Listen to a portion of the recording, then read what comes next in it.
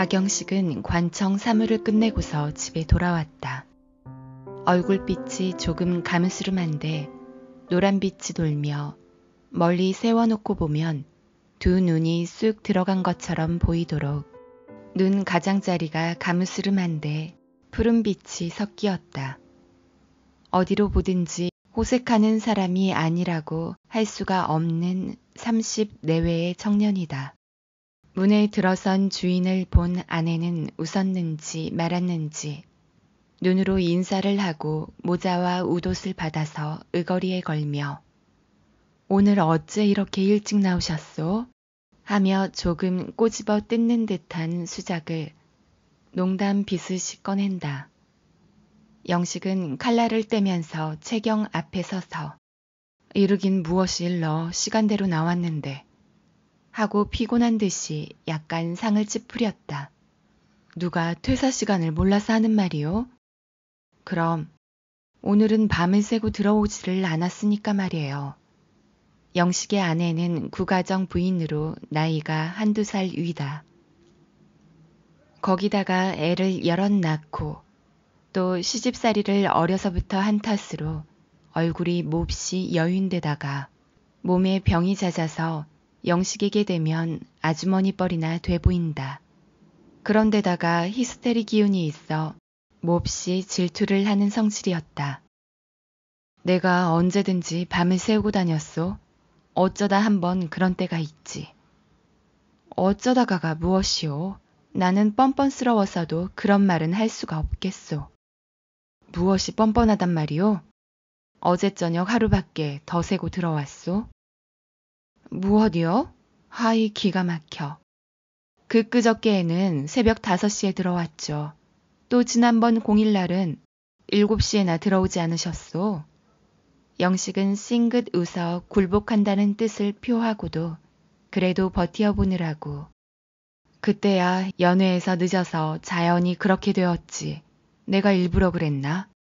저런 걸핏하면 연애니 하고 아무것도 모르는 구식 여자라고 속이겄다. 그렇지만 나는 못 속여요. 그 이튿날 당신 양복 주머니를 보니까 하이칼라 향수 냄새가 나는 여자 수건이 들었는데 그래? 허허, 수건이 있기로 그렇게 이상할 건 없지. 요리집에서 기생의 수건을 술김에 넣고 온 게지. 이 말을 듣더니 주인 아내는 서랍을 와락 열더니 꽃봉투에 넣은 편지 한 장을 쓱 내놓으며 이것도 요리집에서 술김에 넣어준 손수건이요? 자, 어서 오늘 저녁에는 이 편지한 여자에게 가서 밤이나 새고 오시우. 나같이 늙어 빠진 년을 어떻게 당신같이 젊은이가 생각할 수 있겠소. 밥이나 짓고 빨래나 하지. 영식은 봉투를 물끄러미 보다가 상을 잠깐 찌푸리며 이게 어디서 왔소? 하며 피봉을 이리저리 뒤적거려 보았다. 주인 아내는 소리를 포달스럽게 툭 쏘아서 누가 아르? 그것을 날더러 물어본단 말이오. 저런 사내들은 능청맞단 말이야. 편지하라고 번지수 아르켜줄 적은 언제고 지금 와서 시치미를 딱 대고 얼음얼음한다. 영식은 아무 말도 하기 싫다는 것 모양으로 입을 다물고 있다가 편지 보낸 사람의 주소와 이름이 없으니 누군 줄 알 수 있나. 속으로는 벌써 알아챈 것이 있으나 부인이 옆에서 감시를 하므로 어물어물 하는 수작을 한다. 보내는 사람의 주소와 이름은 쓰지 않은 것을 보면 주소나 이름을 말할 것도 없이 안다는 뜻이 아니오. 어서 반갑거든 그대로 반갑다고 그래요. 다른 사연 있겠소? 오늘 밤에 오라는 것이겠지. 아따 퍽도 그러네. 편지를 한두 장 받는 터가 아니오. 어떻게 한단 말이오. 하지만 누군지는 몰라도 남에게 편지를 하려면 자기의 이름과 주소를 쓰는 법이지. 아냐 도로 우체통에 넣어버려. 하고 짐짓 화나는 채 하고 편지를 뜯지도 않고 장머리에다 올려놓았다. 그것은 아내의 마음이 풀리면 슬그머니 갖다 보자는 수작이다. 왜 보시지를 않소? 어서 보고 가보시구려. 내 혼자 집 보고 있을게. 서로 이렇게 찢고 까불다가 아내가 대관절 나는 혼자 살림살이는 참 못하겠소 하고 주인의 약점을 쥐인지라 거침없이 요구가 나온다. 할멈이 간 후에 혼자 숱한 살림살이를 하자니까 사람이 죽겠구려. 왜 사람 하나를 얻으라니까 얻지 않고 그래? 사람이 어디 그렇게 입에 맞는 떡처럼 있어? 그래도 수소문하면 있겠지. 그런데 날이 이번에는 아내 쪽이 수그러지며 말소리가 공손해진다. 왜 그러우? 하는 영식의 얼굴에는 위험을 꾸몄다. 저 오늘 박주사 댁이 와서 사람 하나를 지시하마 하였는데 당장이라도 불러올 수 있다고. 자식도 없고 서방도 없는데 일을 썩 잘한대. 하며 주인을 타이르기에 전력을 다하다시피 한다. 나이는 얼마나 되었는데? 영식이 나이 묻는 것도 싫어서 나이는 아무렇거나 알아 무엇 하시려? 아따 나이 좀 물은 것이 잘못이란 말이오? 나이는 퍽 젊답니다. 자세히 물어보지는 않았으나 그렇지만 일도 잘하고 사람도 괜찮대. 나이 젊다는 것을 들은 영식은 비록 이상한 야심이 생긴 건 아니지만 쓸데없는 호기심이 생기어서 그러면 데려오구려. 월급은 전에 있던 노파와 똑같이 주겠지? 그렇지. 아내는 잠깐 주저주저 하더니 말할 듯 말 듯 하더니 급기야 입을 열어서 그런데요. 인물이 어떻게 생겼는지는 알 수 없으나 박주사 댁 말을 들으면 인물 하나가 안 되었다고. 주인이 말을 듣더니 인물이 어떻기에? 하며 놀라는 듯이 아내를 본다. 그게 아니라 어려서 불에 뒤어 얼굴을 찍어맸다고요. 그럼 보기 싫을걸. 그래서 박주사 댁도 보고서 쓰랴거든 쓰고 말랴거든 말라는데 얼굴이야 무슨 상관 있어. 일만 잘하면 고만이지. 그렇지만 너무 보기 싫으면 어떻게 하우? 보기 싫어도 눈 있고 코 있겠지. 반쪽은 아닐 테니까. 하지만 안 됐어. 사람이란 인상이 나쁘면 못 써.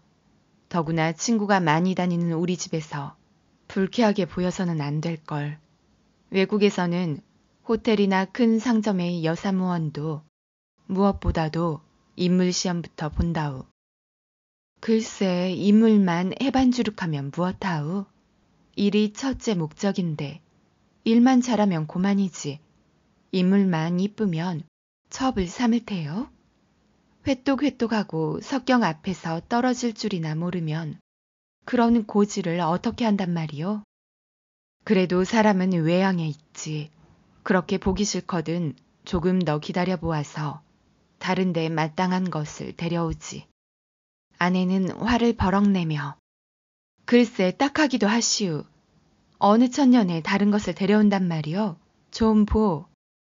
하고 툇마루 끝으로 나가서 빨래 광주리를 헤치면서 이렇게 빨래가 쌓였구려.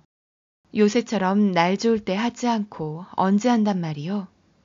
큰댁 생신이 며칠 안 남았는데 그동안에 준비는 누가 다 하우. 옷도 한 벌씩은 지어 입어야지. 어린 것들은 벌거벗겨 데리고 가우.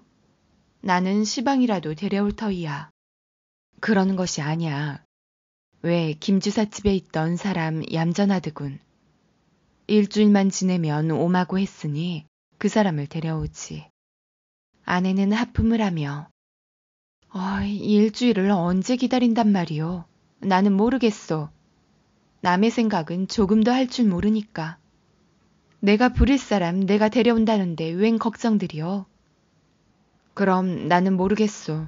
하고 싶은 대로 하구려. 내 그렇게 악질을 쓰는 것은.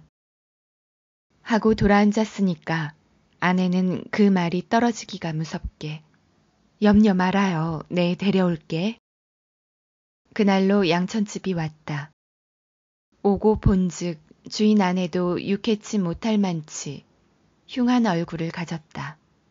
한쪽 얼굴이 눈 하나를 어울러서 뺨까지 대패로 깎은 듯하고 따라서 눈알이 껍질이 벗겨져서 툭 불그러졌다.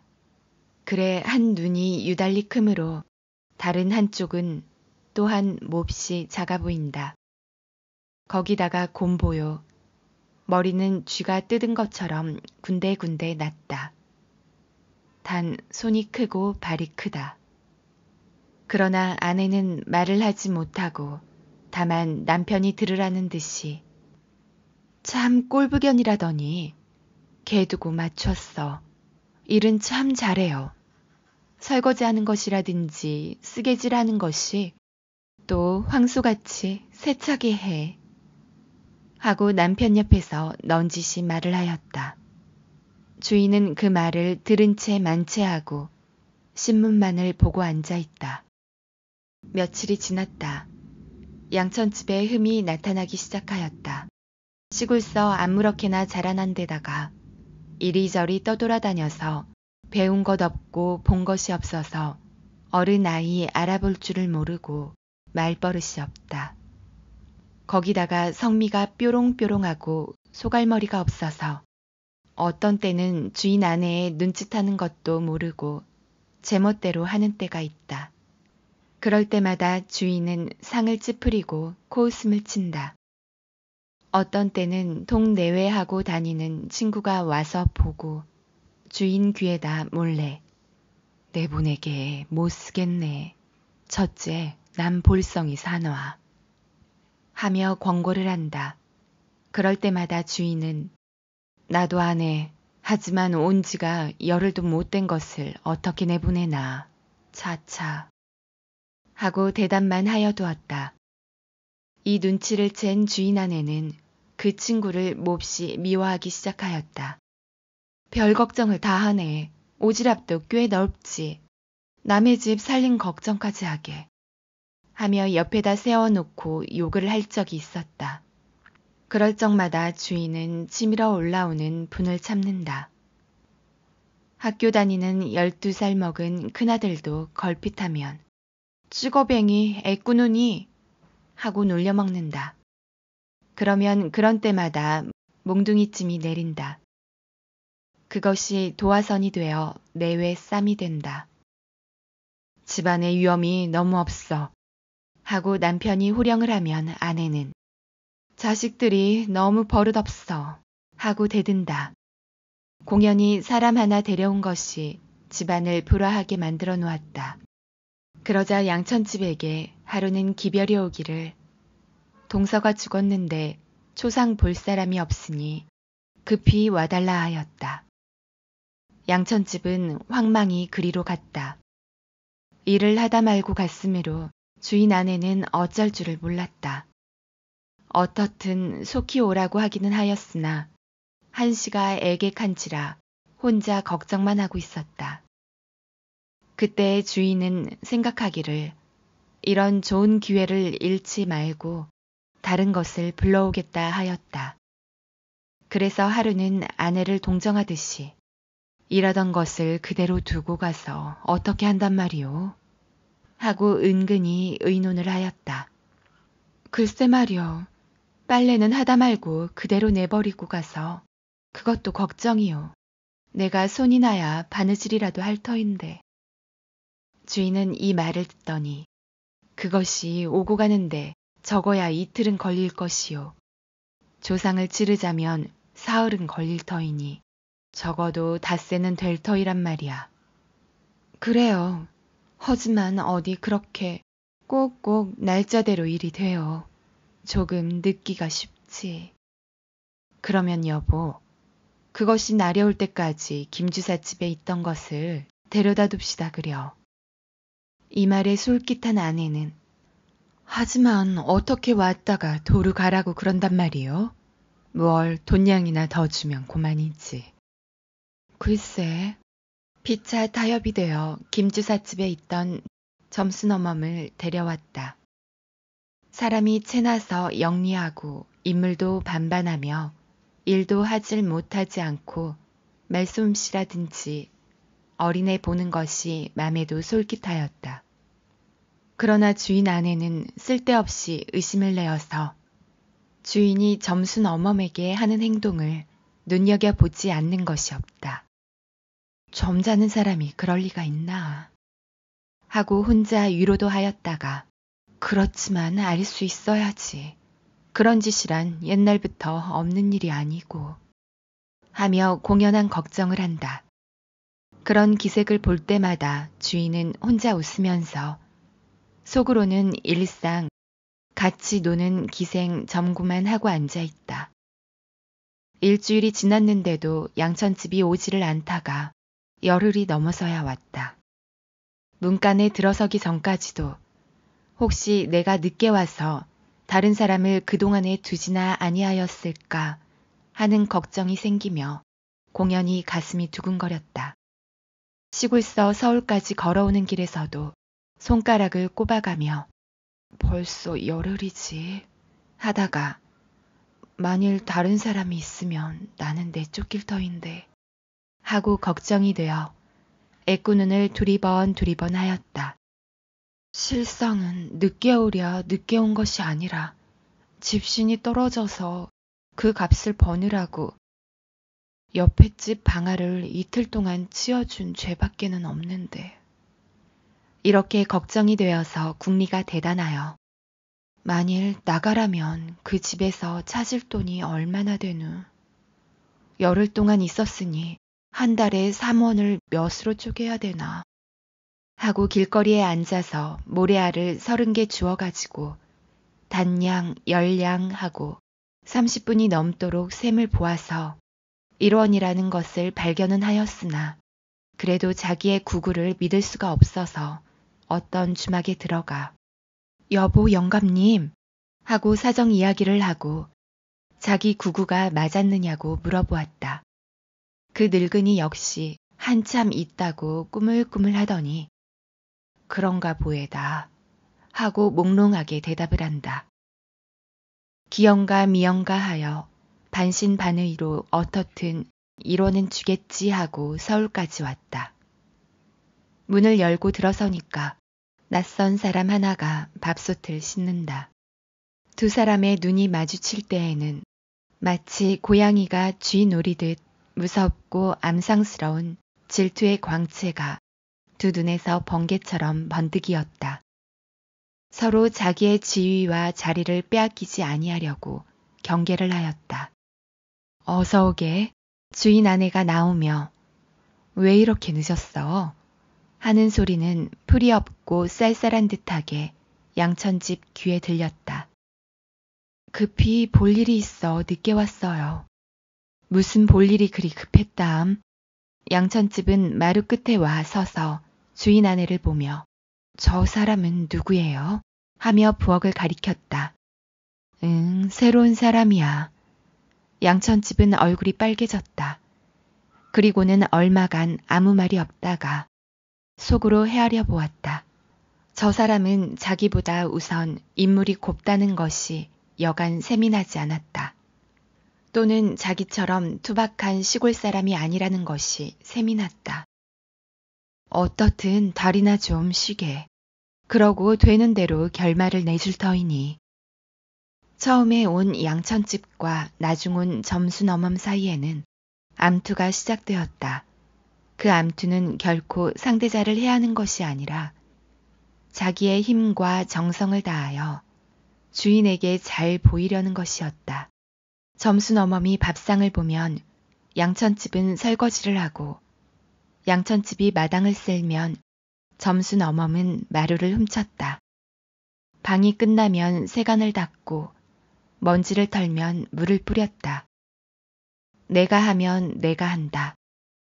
서로 격금내기로 하는 바람에 좋아지기는 주인밖에 없다. 나중에는 주인의 구두 닦이며 뒷감까지 말끔히 쓸어놓았다. 그날 저녁 주인 내외는 서로 앉아서 의논을 하였다. 어떻게 해야 좋겠소? 글쎄, 하나는 있던 것이니까 박절이 가라 할 수도 없고 또 나중 온 것은 며칠 되지 않았는데 어떻게 가라고 해요? 하지만 제가 가서 늦게 오기 때문에 사람을 둔 것이지 제가 속히 왔어도 두어? 하고 정것을 내미는 말을 하였다. 그렇지만 나중 온 것은 날이 말씀과 마찬가지로 임시로 두기로 하지 않았소? 하며 아내는 정것을 그대로 둘 의향이다. 아따, 그때는 그랬지만 사람 둘을 놓고 보아요. 어느 것이 나은가? 사람이야 둘이 다 괜찮지. 무엇이야? 둘이 다 괜찮다니. 그래, 얼거뱅이 찌꺼뱅이에다. 악상군이요. 또 보고 배운 것이 없는 것과 인물 얌전하고 말솜씨 있고 사람 영리한 것하고 똑같단 말이오. 온 말을 해도 조금이나 동에 닿는 말을 해야지. 그렇지만 경우가 그렇지 않소. 경우가 무슨 경우야. 내 돈 주고 나 사람 쓰는데 내 맘에 들면 두고 그렇지 않으면 내보내는 것이지. 경우가 다 무엇이야. 이렇게 싸우다가 결국은 돈소리에 아내가 고개가 숙여지기 시작한다. 남편은 짜증을 와락 내이면서 아따 맘대로 하구려. 나는 그런 돈은 낼 수가 없으니 나중 것을 두든지 먼첨 것을 두든지 멋대로 하우. 하고 돌아 드러눕는다. 아내는 남편을 타이르려고 그렇게 화까지 내실 것이 있어요. 좋을 대로 하지. 그 이튿날 점순 어멈과 양천집은 아침을 해치르기 전에 주인 앞에 서서 간택하기를 기다렸다. 영리한 점순 어멈은 벌써 자기가 승리자인 것을 알아채고서 날이 처분대로 하시지요. 하고 금치 못하여 나타나는 기꺼운 빛이 얼굴에 보이고 양천집은 자기 자리를 빼앗긴 것이 분하여 제가 있어야 옳지요. 제가 다니러 간 새에 저 사람은 임시로 와 있었으니까요.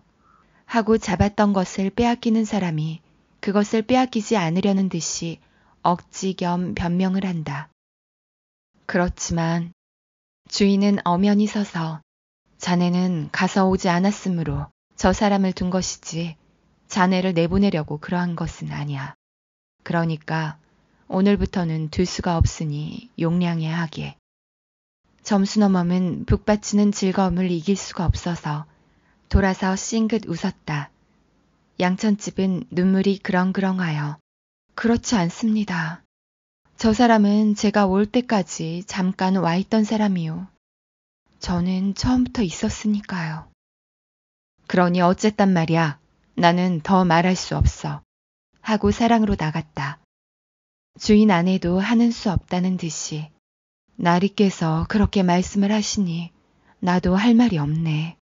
짝짝이 눈에서 눈물이 흐르며 그는 마지막으로 힘있게 하는 소리가 그러면 제가 받을 돈이나 주세요. 하고 손을 내밀었다. 그것이야 그러지. 하고 아내는 돈 1원과 약간의 은전 몇 푼을 갖다 쥐어주며 자 미안하니 신이나 한 켤레 사신께 하고 양천집의 손에 돈이 놓일째 그는 눈물이 젖은 얼굴이 반갑고 좋은 마음에 실룩실룩하고 떨리더니 마음이 저으기 풀려 인사를 하고 문 밖으로 나갔다.